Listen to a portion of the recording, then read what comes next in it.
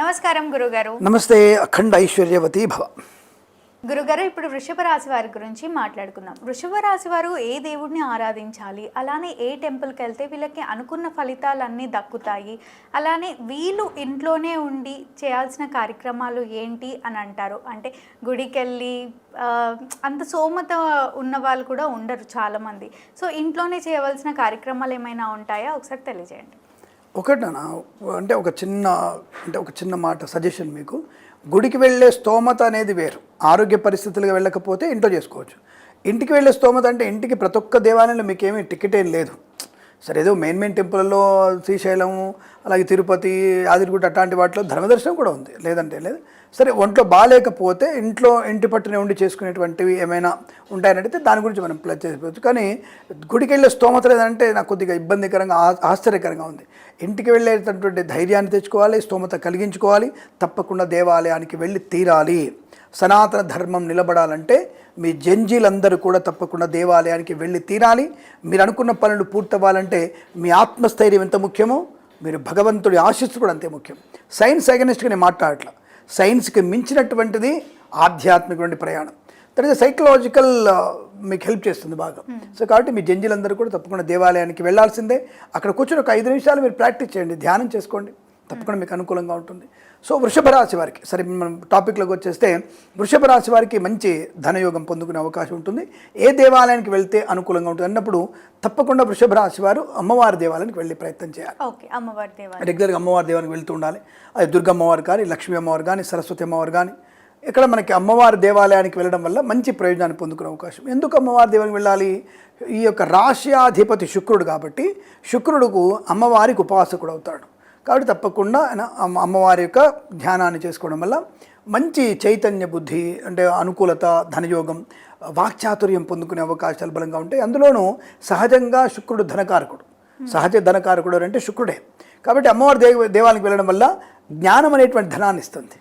ఆ జ్ఞానం అనే ధనం వల్ల నీకు ఆర్థిక అభివృద్ధి, నువ్వు అనుకున్నటువంటి కాయిన్స్, నోట్స్ మీకు వచ్చే అవకాశం ఉంటుంది. కాబట్టి సువర్ణాభరణ ప్రాప్తి. కాబట్టి మీరు అమ్మవారి గుడికి ఎక్కువగా వెళ్ళడం వల్ల ప్రయోజనం బాగా ఉంటుంది చెప్పవచ్చు మనం. ఓకే, ఇంట్లోనే ఉండి ఎలాంటి కార్యక్రమాలు చేసుకుంటే వీళ్ళకున్న కష్టాలన్నీ తొలగిపోతాయి అని అంటారు? ఓకే, ఇక్కడ ఒకటి విశేషం ఏంటంటే లలితా పారాయణం. అంటే సులువైనటువంటి మార్గం వృషభ రాశి వారికి లలితా సహస్రనామ పారాయణం. అబ్బా, అది కూడా ఎక్కువ ఉంది స్వామి, పెద్దగా ఉంది, అమ్మో 1000 నామాలు చదవడం సాధ్యమవుతలే మాకు, 25 నిమిషాలండి, నోరు తిరగదండి.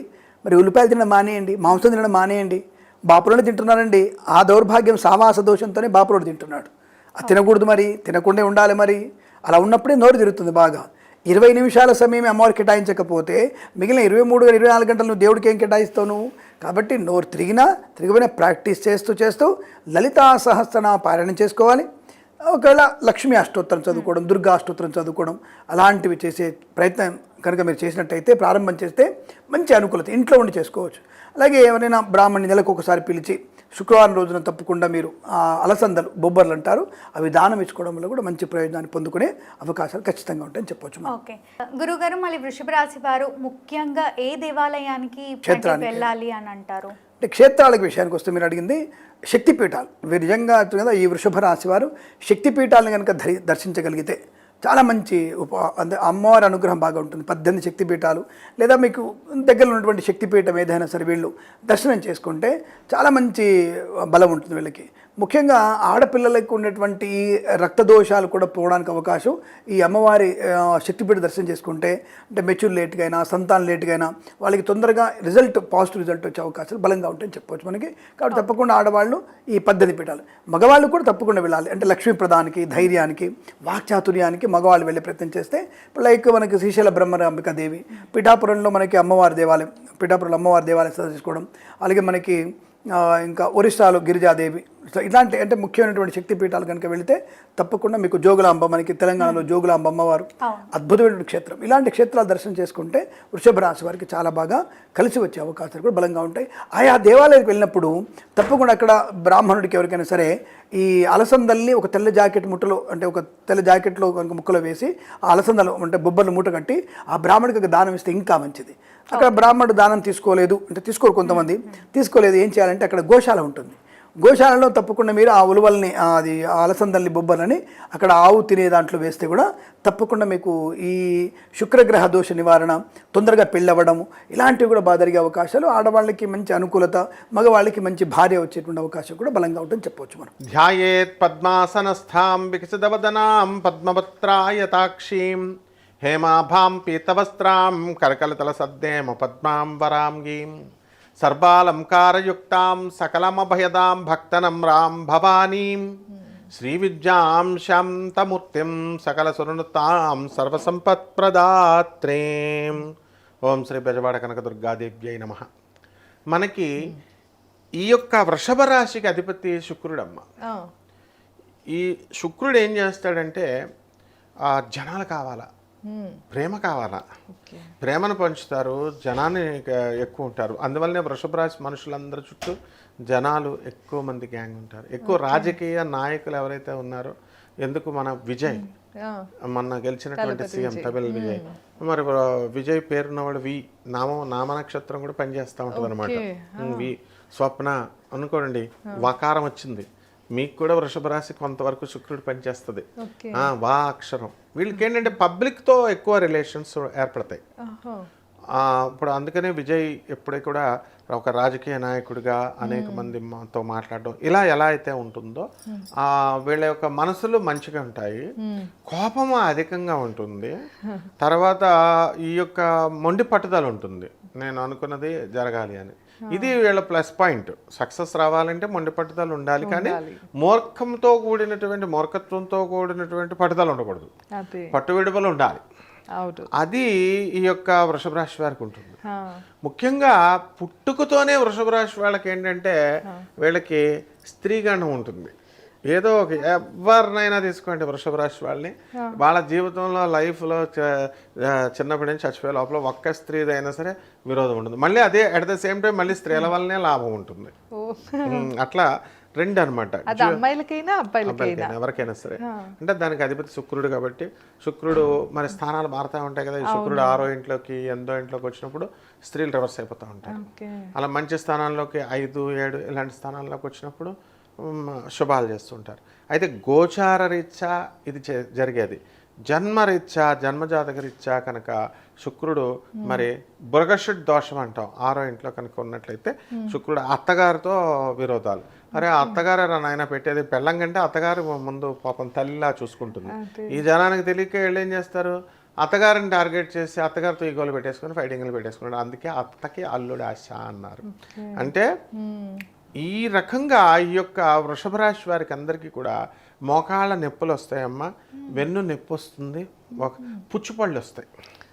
ఏ వృషభ రాశి వాళ్ళు కూడా ఇంతవరకు పుచ్చుపని రాగనటువంటి వాళ్ళు ఒక్కరు కూడా ఉండరు. గ్యారంటీగా ఏదో ఒక స్టేజ్లో పుచ్చుపని నొప్పి వస్తుంది. ఆ నొప్పి భరించలేక ఏ గోదావరి బ్రిడ్జ్ మీద నుంచో దూకేలే, బిల్డింగ్ మీద నుంచి దూకేయాలి అన్నంత నొప్పి వస్తుంది. మిగతా వాళ్ళకి కొంచెం కొంచెం తక్కువ వస్తుంది, ఏదో ఒక దశలో వస్తుంది, అస్తమానం రాదు. నెక్స్ట్ ఈ యొక్క వృషభ రాశి వారికి ఆకర్షణీయమైనటువంటి రూపాన్ని కలిగి ఉంటారు. మగవాళ్ళకైతే బాగానే ఉంటుంది ఆకర్షణీయమైన రూపం, అంతా ఫాలోయింగ్. ఆడవాళ్ళకి ఆకర్షణీయమైన రూపం అంటే అందరూ ఫ్యాన్ ఫాలోయింగ్ ఎక్కువైతే భర్తలు అంత ఓర్చుకోలేరు. అందువలన అంటే బ్రాడ్ అవుట్లుక్ ఉంటుంది కాబట్టి మామూలుగా అనుకుంటారు, కానీ ఇన్ జనరల్గా చెప్తాం అనమాట అలాగా. సో ఈ యొక్క వృషభ రాశి వారికి మాట తీరు బాగుంటుంది. ఆ తర్వాత జుట్టు శుక్రుడు కనుక బాగున్నట్లయితే జుట్టు ఒత్తుగా ఉంటుంది, ఎక్కువ కాలము ఊడిపోకుండా ఉంటుంది, ఎందువల్ల శుక్రుడు. అటువంటి వృషభ రాశి వారికి ఈ యొక్క యాజ్ ఆన్ దిస్ డేట్ మనకి ప్రస్తుతము ఖర్చు ఎక్కువగా ఉంటుంది. ఎందువలనంటే గురుడు కర్కాటక రాశిలోకి వచ్చేసాడు 2 జూన్ 2026 సంవత్సరం నుంచి. అసలు వీళ్ళకి ఏమిట్రా అంటే ఈ అందరు ఏమనుకుంటారు, నేను బాగా చదువుకుంటానండి, నో ప్రాబ్లం, చదువులో నేను ఫస్ట్, నాకేం డిస్ట్రాక్షన్స్ ఉండవు, నేనేం లవ్లో పడను, ఇట్లా అనుకుంటారు. కానీ ఎప్పుడైతే ఈ శుక్ర గ్రహము మనకి గురుగ్రహంతో కానీ రవి గ్రహంతో కానీ ఈ ఇలా రాజ్యాధిపతి అయినటువంటి వాడితో కానీ కలవడం కానీ సప్తమాధిపతితో కలవడం కానీ ఇలాంటి దశలు జరుగుతూ ఉంటాయి. ఆ దశలు జరిగినప్పుడు చదువు పక్కన పడేస్తారు వీళ్ళు. చదువును పక్కన పడేసి డిస్ట్రాక్షన్స్లోకి వెళ్ళిపోతారు. కబుర్లు చెప్పుకోవడం ఫోన్ చేసి, దాని తర్వాత ఉన్నదే అసలే సిటీలో 2 గంటల ప్రయాణం, 2 గంటలు స్టూడెంట్స్కి రావడం, 4 గంటలు అక్కడే పోయింది, కాలేజీలోనే ప్రయాణంలోనే పోయింది. ఇంకెప్పుడు చదువుతారు, ఇంటికి వస్తే ఫోన్లు మాట్లాడుకుంటే స్టూడెంట్స్, ఈ విధంగా స్టూడెంట్స్కి టైం వేస్ట్. అలాగే పెద్దవాళ్ళకు కూడా ఆర్థికంగా ఖర్చులు ఎక్కువ, బంధువులు విపరీతంగా వస్తారు, వీళ్ళు ఎక్కడుంటే అక్కడ జనాలు. అసలు టెస్ట్ చేసుకోవాలంటే మనం ఒక శాంపుల్ టెస్ట్ వీళ్ళకి చెప్పొచ్చు. వృషభ రాశి వారికి ఖాళీగా ఉన్న హోటల్కి వెళ్ళి వీళ్ళని ఒక్కళ్ళని కూర్చోమనండి, వీళ్ళు వెళ్ళిన తర్వాత 5 వస్తారు హోటల్కి కస్టమర్స్. అప్పుడు దాకా ఒక కస్టమర్ కూడా ఆ హోటల్కి రాడు. That is the leg of వృషభ రాశి అనమాట. సో ఈ వృషభ రాశికి బ్రహ్మదేవుడు అధిపతి. అందువలన రోహిణి నక్షత్రము, మృగశిర నక్షత్రం ఇలాంటివన్నీ కూడా ఈ రాశిలోకి వస్తాయి. దానికి వృషభ రాశి వాళ్ళకందరికీ కూడా lucky number 6, lucky colour pink. అందువలన కేసీఆర్ గారు ఏమో అమాయకుడు కాదు, ఆయన పింక్ కలర్ అందుకే పెట్టుకుని సీఎంలో అయిపోయాడు ఏకంగా. అలా ఈ యొక్క ఈ 5 కూడా మనకి మిత్ర సంఖ్య అన్నమాట. ఓకే, వీళ్ళకి ఇప్పుడు టైం బాగాలేదు అంటే ఏం చేయాలి గురుగారు? వీళ్ళందరూ తమిళనాడు వెళ్ళిపోవాలి. వీళ్ళంతా తమిళనాడులో లలితాంబిగాయ టెంపుల్ అని ఉంది, పెర్వాలం జిల్లా, తమిళనాడులో. ఏమిట్రా దాని స్పెషాలిటీ అంటే అసలు లలితా సహస్రం పుట్టిందే అక్కడ అనమాట, ఆ టెంపుల్లో పుట్టింది. ఏం జరిగింది అంటే కృతయుగంలో ఇవన్నీ కథలు కాదు, నిజంగా జరిగినవి. కాకపోతే గట్టిగా నొక్కి చెప్పకపోవడం వల్ల ఇవన్నీ పిట్టకథలేమో అనుకుంటున్నారు జనం, వాళ్ళకి తెలియదు అనమాట పాపం. అయితే ఈ కృతయుగంలో భండాసురుడని ఒక గొప్ప రాక్షసుడు పుట్టాడు. అతన్ని చంపడానికి ఎవరి వల్ల కావట్లేదు దేవతలకి. అప్పుడు ఋషులు, దేవతలు వీళ్ళందరూ కూడా అతని చేత పీడించబడుతూ ఏం చేయాలో తెలియక అమ్మవారి కోసం తపస్సు చేస్తారు, అమ్మవారికి సరెండర్ అవుతారు. జగన్మాత అయినటువంటి లలితాంబిగాయ, అంటే లలితాదేవి అంటాం కదా, లలితా సహస్రాలు ఆమె.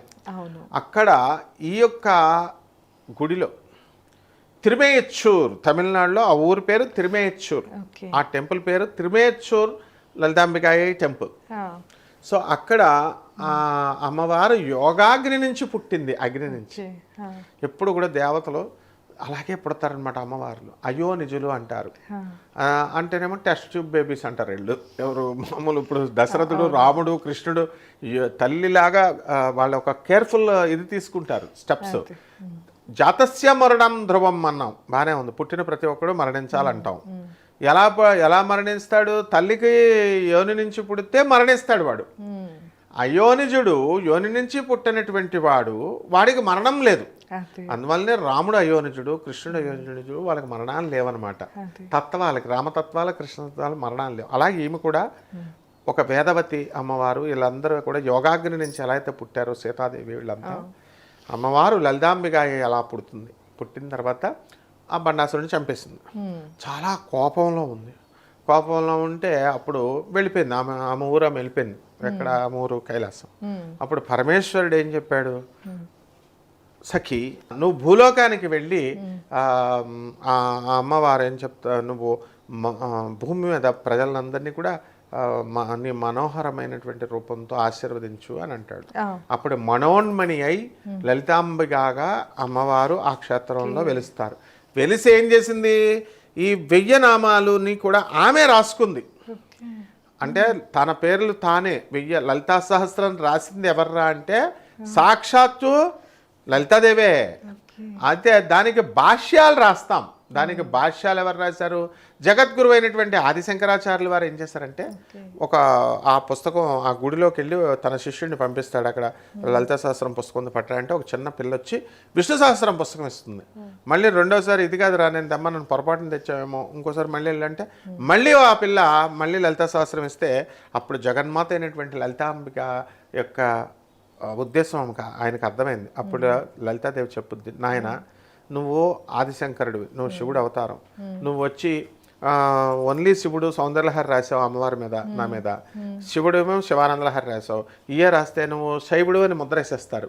నువ్వు విష్ణుమూర్తి మీద కూడా రాయి, విష్ణుతత్వం మీద కూడా అని చెప్పి విష్ణు సహస్రం రాయి. రానున్న నీ తర్వాత 400 సంవత్సరాల తర్వాత భాస్కరాచార్యుల వారిని ఒక మహానుభావుడు పుట్టబోతున్నాడు, ఆయన కోసం నేను ఇది రిజర్వ్ చేశాను అంటుంది. అప్పుడు ఆయన అది రాసేస్తారు. భాస్కరాచార్యుల వారు తర్వాత 400 సంవత్సరాల తర్వాత ఆ పుస్తకాన్ని రాశారు. భాష్యాన్ని, లలిత శాస్త్ర భాష్యాన్ని ఇక్కడ వినిపించారు. తర్వాత ఈ అమ్మవారి గుడిలో నవరాత్రులకి ఏం జరుగుతుందంటే ఒక సరస్సు ఉంటుంది. ఆ సరస్సులో అందరూ కూడా పాయసాన్న ప్రియా త్వక్స్థాప శ్లోక భయంకరి లలితా సహస్రం క్లియర్గా చెప్పబడింది. పాయసాన్ని తీసుకొచ్చి ఆ చెరువులో వేసేస్తారు. అలాగే స్నిగ్ధౌదన ప్రియా అమ్మవారు ఆవు నెయ్యిని తీసుకొచ్చి నైవేద్యం మీద అయితే కొంచెం కొంచెం చల్లమంటాం, మొత్తము ఆవు నెయ్యి అంతా కూడా ఆ పాండ్లో పోసేస్తారు. పోసేస్తే సరస్సు నిండిపోద్ది నీళ్ళలో సరస్సులాగా. ప్రతి సంవత్సరం జరుగుద్ది అది, మనం వెళ్ళాలి. ఆ రిఫ్లెక్షన్లో ఆ యొక్క సరస్సులో ఈ లలిత అమ్మవారి యొక్క రిఫ్లెక్షన్ ప్రతిబింబం నీడ అందులో కనబడుతుంది. అది దర్శించుకుంటే ఈ వృషభ రాశి వాళ్ళందరికీ కూడా వాళ్ళ యొక్క కష్టాల నుంచి విముక్తులైపోతారమ్మా. అంటే అప్పుల బాధలో ఉన్నవాళ్ళు, ఇళ్ళు కొనలేనటువంటి వాళ్ళు, స్థలాలు కొనలేనటువంటి వాళ్ళు, పెళ్ళిళ్ళు కావట్లేదమ్మా, అసలు పిల్లలు దొరకట్లేదు, దొరికినా పాపం వాళ్ళకి పెళ్ళిళ్ళు అవ్వట్లేదు, కాబట్టి సంతానం లేనటువంటి వాళ్ళు, ఇక రకరకాల బాధలు. ఈ వీళ్ళందరూ కూడా సినిమా యాక్టర్లు, వాళ్ళకి సినిమాల్లో ఛాన్స్ కావాలని కోరుకునేవాళ్ళు, వీళ్ళందరూ కూడా పాపం అక్కడికి వెళ్ళి దర్శనాలు కనుక చేసుకున్నట్లయితే ఈ యొక్క దోషాలు, శుక్రదోషాలు అన్నీ కూడా పోతాయమ్మ. మీరు క్షేత్రాల గురించి అడగడం వల్ల ఆ క్షేత్ర పాలకుడు అనుగ్రహం కూడా మీకు కలుగుతుంది. సంతోషం గురుగారు. ఎలా అంటే ఇప్పుడు మనకి క్షేత్రము అనేటువంటిది స్వయంభూగా వచ్చిన క్షేత్రాలు, అంటే స్వామివారు స్వయంగా వెలిచినటువంటివి అవన్నీ కూడా. ముందుగా మనం వృషభ రాశి వారి యొక్క కొన్ని లక్షణాలు చెప్పుకొని మనం క్షేత్రంలోకి వెళ్దాం. అలాగే గురు. వృషభము అది లగ్నమైన రాసైనా వాళ్ళకుండే గొప్ప లక్షణం ఏమిటంటే ఓపిక. చాలా ఓపికగా ఉంటారండి. అవతల వాడు అగ్రెసివ్గా తిట్టినా కూడా అలా జాగ్రత్తగా విని వాడికి ఏ సమాధానం చెప్పాలి, వాడికి అర్థమయ్యాలి ఎలా చెప్పాలి అని చెప్పి చెప్తారు. వీళ్ళు ఆలోచించకుండా మాట్లాడరు ఎప్పుడు కూడా. వృషభం వారు చాలా తెలివిగా మాట్లాడతారు. ఎందుకంటే 2వ 5వ అధిపతి బుధుడు కదా, తెలివైన పిల్లలు పుడతారు. ఇంకోటి ఏంటంటే వీళ్ళకి బుధుడు కనుక బాగుంటే పిల్లలు పుట్టిన తర్వాత నుంచి వీళ్ళ లైఫ్ అద్భుతమైన స్టేజ్కి వెళ్తుంది. 90% ఆఫ్ జాతకం వృషభం వారికి. ఏ నక్షత్రం వాళ్ళైనా, ఏ నక్షత్రం వారికి కూడా గుర్తుపెట్టుకోండి. ఇంకా అంటే నక్షత్రం బట్టి వాళ్ళ మానసిక స్థితి వేరే ఉంటుంది. ఇప్పుడు మీరు అన్నారు నక్షత్రం గురించి తీశారు కాబట్టి చెప్తాను. ఈ వృషభంలో ఏముంటుంది, కృత్తిక 2, 3, 4 పాదాలు. కృత్తికా నక్షత్ర జాతకులకి కొంచెం డిగ్నిఫైడ్ నేచర్ ఇంకా ఎక్కువగా ఉంటుంది. అందులో వృషభ లగ్నం వారికి కనుక తీసుకుంటే మీరు ఇప్పుడు అంటే వాళ్ళ తత్వం గురించి చెప్తున్నా నేను. ఇప్పుడు ఎగ్జాంపుల్ నా బొట్టోడు ఏదో వాస్తు కోసం ఏదో ఊరు వెళ్ళాడు అనుకోండి, ఏదో 1500 1200 రూమ్ తీసేసుకుంటా. అక్కడ ఏది దొరికితే అది 3000 దొరికితే 3000, 500 దొరికితే 500, ఆ పెద్దగా ఏమి ఉండదు. కానీ వృషభ లగ్నం వాళ్ళు అలా కాదు. మంచి క్లాస్, మంచి 5 స్టార్, ఆ ఊరిలో పెద్దది ఏది ఉంది మెయింటైన్ చేస్తారు. డ్రెస్ వేసుకుంటే ఆ దీంట్లో అంటే ఆ డిగ్నిఫైడ్ మెయింటైన్ చేస్తారండి వృషభం వారు. చాలా మంచి కాస్ట్లీ ఇది అంటే లుక్, అదేంటంటే అబ్బా వీళ్ళు మంచిది మెయింటైన్ చేస్తారండి. అంటే చెప్తున్నా ఇప్పుడు ఎగ్జాంపుల్, ఎనీ వృషభ లగ్న స్త్రీలు ఒక ఫంక్షన్కి వెళ్ళారనుకోండి, మామూలుగా అయితే ఒక ఎక్స్ట్రా శారీ పెట్టుకొని ఒక డ్రెస్ పెట్టుకొని వెళ్తారు, మీకు తెలిసే ఉండండి. మళ్ళీ మధ్యలో మారుస్తారు, వీళ్ళు 3-4 పెట్టుకెళ్తారు. మీరు చెప్తుంటే గుర్తొస్తుంది, మా ఫ్రెండ్ ఉంది సేమ్ మీరు చెప్తున్నట్లే ఎక్కువ మెయింటైన్ చేస్తుంది బాగా. అవును, అంటే వాళ్ళు ఆ ఇష్టం ఉంటుంది, అందరికి రాదు, అది అదొక కళ అంతే కదా. ఇప్పుడు కోట్లున్నా కూడా ఏదో డ్రెస్ వేసుకొని తిరుగుతూ ఉంటాడు. అవును, వీళ్ళు అలా కాదు, వీళ్ళు మంచి డ్రెస్ వేసుకోవాలి, మంచిది ఉండాలని ఉంటుంది వీళ్ళకి. ఒక ఫంక్షన్కి వెళ్ళినట్టు కనీసం 4 శారీస్. ఇప్పుడే ఈ చీరలో కనబడుతుంది కదా ఈ మనిషి అనగా ఇంకో అది గొప్ప గొప్ప లక్షణం అండి, గొప్ప విషయం. అయితే వీళ్ళకి గురుశాపం ఉంటుంది వీళ్ళకి న్యాచురల్గానే. అందుకని వీళ్ళు పొరపాటును కూడా దేవతా సంబంధించిన లేదా ఆల్రెడీ మంచి ఏమంటారు దేవతా సంబంధించిన భక్తుల్ని ఎక్కువగా వీళ్ళు పొరపాటును కూడా వాళ్ళ మీద కోపంగా ఏదనడం చెయ్యకూడదు. ఎందుకంటే మీరు ఇందాక అడిగారు ఏమండి వీళ్ళకి బాగుండాలంటే ఏంటని. బాగుండాలంటే మనం చేసే పూజలతో పాటు ఏం చేయకూడదో కూడా తెలియగలగాలి. అష్టమాధిపతి అవుతాడు ఈ లగ్నానికి గురువు. అందుకే వీళ్ళలో ఇంకొక గొప్ప లక్షణం ఏంటంటే ఎనీ గురువు దగ్గర నుంచి వీళ్ళు ఇంకా ఇండెప్త్గా ఏదని చెప్తే బాగుండని ఆశిస్తారు. వాళ్ళకి అది ఉంటుంది. అంటే ఇండెప్త్ అనాలిసిస్ కావాలి వీళ్ళకి ఎప్పుడు కూడా వృషభం వారికి. రైట్, అన్ని తెలుసుకోవాలనేటువంటిది ఉంటుంది. రైట్, అయితే మనం క్షేత్రం జోలికి వెళ్దాం. ఫస్ట్ క్షేత్రం దగ్గరికి వెళ్దాం. వీళ్ళకి వృషభం వారికి తిరుపతి వెళ్ళాలండి ఎక్కువగా. వెంకటేశ్వర స్వామి ఆలయాలకి వెళ్తే అంత మంచిది వీరికి. ఏమండి మరి వెంకటేశ్వర స్వామి విష్ణు రూపంలో ఉన్నాడు, వెళ్ళొచ్చు తప్పేం కాదు. ఎందుకంటే విష్ణు స్వరూపమే వెంకటేశ్వర స్వామి. ఖచ్చితంగా వెళ్ళవచ్చు. వెంకటేశ్వర స్వామి ఆలయానికి వెళ్ళి అక్కడ కూర్చొని ఓం నమో నారాయణాయ అనే నామస్మరణ అద్భుతంగా పనిచేస్తుంది వీళ్ళకి. ఇంకోటి ఏంటంటే అందరికీ ధనయోగాన్ని ఇస్తుందని లేదు ఒక్కో మంత్రం, వీరికి ధనయోగాన్ని ఇస్తుంది వృషభం వారికి. ఓం నమో నారాయణాయ అనే మంత్రం చూసుకున్నట్లయితే. అలాగే మీరు తిరుపతి వెళ్ళే ఉంటారు కదా, మీరు చూడండి కింద మనం వేరే లొకేషన్స్లో ఉండేదానికి మీరు తిరుపతి మీద పైన తిరుగుతున్నప్పుడు తెలియని ఒక పాజిటివ్ వైబ్ ఉంటుంది చూడండి. అవును, అసలు మనం బయట కూర్చుంటాం కదా అక్కడ మఠంలో, కూర్చుని ఆ టెంపుల్ వైపు చూస్తుంటే ఒక పాజిటివ్ ఎనర్జీ. ఇంకేం అక్కర్లేదు, ఆ టెంపుల్ గోపురం చూస్తే చాలా అంతే అనిపిస్తుంది. అవును, నాకు తిరుపతి ఒకటి మన కామాఖ్య వెళ్ళినప్పుడు కూడా అక్కడ గోపురం ఉంటుంది అమ్మవారిది, అలా చూడాలనిపిస్తుంది. అవును, ఏంటో తెలియదు, అదే సముద్రాన్ని చూస్తుంటే మీరు చూసారు సముద్రం దగ్గరికి వెళ్ళినప్పుడు సముద్రాన్ని అలా చూస్తూ ఉంటాం, గాలి వస్తూ ఉంటుంది. ఆ కామాఖ్య వెళ్ళినప్పుడు కూడా ఆ గోపురం చూస్తుంటే అలా గంటలు గంటలు కూర్చొని అలాగే చూడాలనిపిస్తూ ఉంటుంది. అది ఏమిటి అంటే అర్థం కదా, అంతే అంతే ఆ పాజిటివ్ వైబ్ ఆ ప్లేస్ లో ఉన్న ఎనర్జీ అనేది ఎగ్జాక్ట్లీ. అలాగా వీళ్ళకి కష్టాలు తీరాలన్నా ముఖ్యంగా వీళ్ళకి తిరుపతి వెళ్ళడం వల్ల ఏం జరుగుతుంది అంటే కెరియర్ బాగా సెట్ అవుతుంది. అక్కడికి వెళ్ళి కూర్చొని కనుక ఓం నమో నారాయణాయ అనే మంత్రాన్ని కనుక చేస్తే ఖచ్చితంగా ఫైనాన్షియల్ గ్రోత్ పెరుగుతుంది. మనకు అనిపించవచ్చు ఏముందండి ఓం నమో నారాయణ చాలా చిన్నది కదా, బీజాక్షరాలు ఏం కనిపించట్లేదు కదా అనిపిస్తుంది, కానీ కాదు. రామానుజుల వారు వాళ్ళ గురువు గారికి ఎన్నో సంవత్సరాల తరబడి సేవ చేసి అప్పుడు ఇప్పుడు రానిస్తా అని ఆఖరికి ఓం నమో నారాయణ మంత్రం ఇస్తే ఈయన వెంటనే ధ్వజం ఎక్కి అందరికీ చెప్పేశాడు ఓం నమో నారాయణ చేసుకుంటే అద్భుతంగా పనిచేస్తుందని. అంటే ఎంత గొప్పదో అర్థం చేసుకోండి ఆ మంత్రం. ఎంతసేపు పాటు చేయాలంటే ఏ మంత్రమైనా గుర్తుపెట్టుకోండి, 48 నిమిషాలు చేయాలి. ముహూర్తము అంటారు దాన్ని, ముహూర్త కాలం. మనకి రోజుకి 30 ముహూర్తాలు ఉంటాయి. 48 నిమిషాలు ఇది 24 గంటలు ముహూర్త కాలము అంటారు. ముహూర్త కాలానికి 48 నిమిషాలకు ఉండేటువంటి గొప్పతనం ఏమిటి అంటే మీ ఎనర్జీ, అంటే ఉదాహరణకి ఇప్పుడు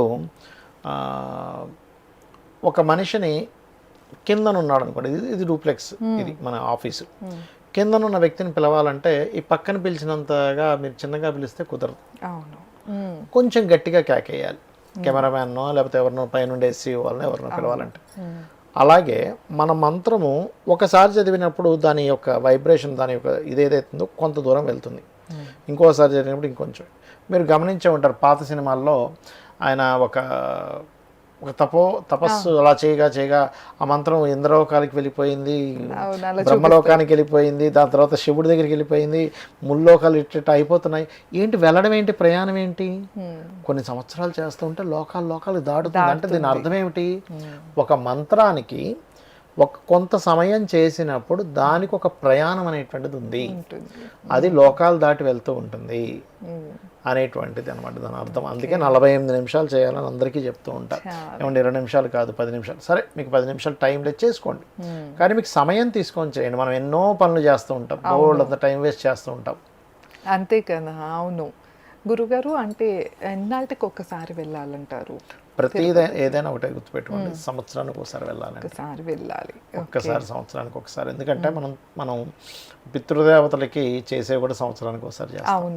అవునా కదా, మనం పుట్టినరోజు సంవత్సరానికి ఒకసారి చేసుకుంటాం, మనకు ఉగాది సంవత్సరానికి ఒకసారి వస్తుంది, అంతే. ఇక నుండి పుట్టినరోజు పుష్కరం సంవత్సరానికి ఒకసారి వస్తుంది, బాగుంటుంది. చాలా మంచి ఐడియా చెప్పారు మీరు. పుట్టినరోజుకి ఏదైనా క్షేత్రానికి వెళ్ళడం చేయండి, మిగతా క్షేత్రాలకు వెళ్ళొద్దని కదా, తిరుపతి వెళ్ళి చూడండి. ఎందుకంటే మీ పుట్టినరోజు ఎవరిదైతే పుట్టినరోజు అవుతుందో ఆ రోజు తిథి పరంగా చేసుకునే వాళ్ళు కొంతమంది ఉంటారు, డేట్ పరంగా చేసుకునే వాళ్ళు ఉంటారు. డేట్ పరంగా చేసుకోవడం తప్పని నేను చెప్పట్లేదు, ఎందుకంటే ఆ రోజు మీ యొక్క సన్, మీ సూర్య భగవానుడు సేమ్ మీరు పుట్టినరోజు ఏ డిగ్రీలో ఉన్నాడు అదే రాశిలో అదే డిగ్రీలో ఉంటాడు. అంటే ఆత్మకారకుడు సూర్య భగవానుడు ఆ డిగ్రీలో ఉన్నప్పుడు ఆ పరమాత్మని మీరు కనుక వెళ్ళి దర్శనం చేసుకున్నట్లయితే మీ ఆత్మకి బలం చేకూరుతుంది. తద్వారా ఆత్మస్థైర్యం ఎప్పుడైతే పెరిగిందో మనోధైర్యం కూడా వస్తుంది. మనోధైర్యం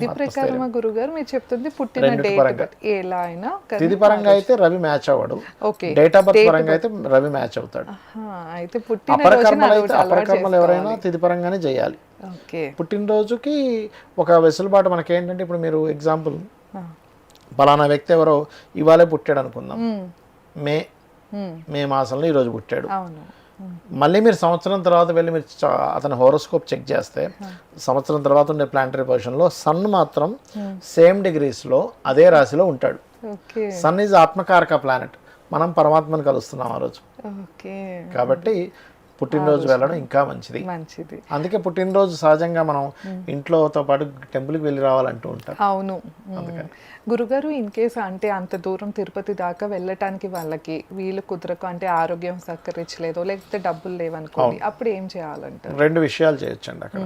మీకు ఇంటికి దగ్గరలో ఉండే ఆలయానికి రెగ్యులర్గా వెళ్ళండి. అంతే, వెంకటేశ్వర ఆలయాలు. ఎందుకంటే అక్కడ ఉండేది శాస్త్రం ఏం చెప్తుందంటే క్షేత్రంలో ఉండే వెంకటేశ్వర స్వామి, వైకుంఠంలో ఉండే విష్ణువు, మీరు ఇంట్లో పూజ చేసుకునేటువంటి పట్టణంలోని మీ మనసులో అంతటా ఒకటే రకమైన ఎనర్జీ ఉంటుందట. అంతే. కాకపోతే క్షేత్రమహిమ ఎంతైనా క్షేత్రమహిమే కాబట్టి మీరు వెళ్ళలేని పరిస్థితుల్లో ఉన్నవారు ఇంట్లో పూజ చేసుకోవచ్చు వెంకటేశ్వర స్వామికి, లేదా ఆలయానికి వెళ్ళొచ్చు.